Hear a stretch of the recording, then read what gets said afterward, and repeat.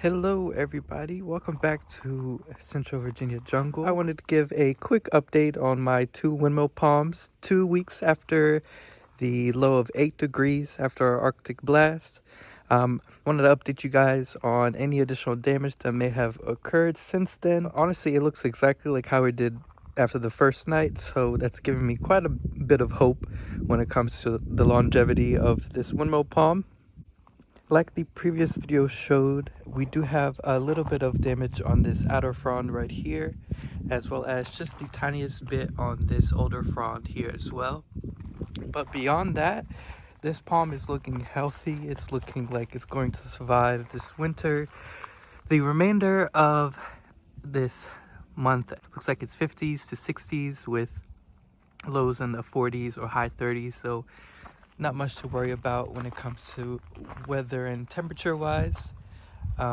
Honestly, I was looking inside and we do actually have a small spear starting to come up. We've had a couple days in the 70s, even a day in the 80s.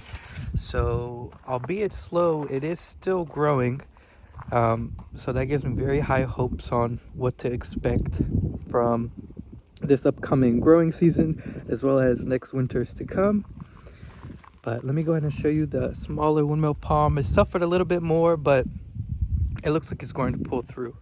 Here we have the smaller windmill palm. This one's about 1.5 years old, almost 2 years. The center, I tried pulling on it. It is still pretty firm. So it looks like it's going to at least try to pull through until this growing season begins. But even this dead frond out here is pretty stiff. Yeah, it looks like it's pretty stiff here as well. So I have high hopes for this one as well, 2 weeks out. But just want to give y'all a quick update on how these palms are doing. They seem pretty happy. So yeah, I'll keep y'all updated. Thank you guys for watching. I'll catch you around.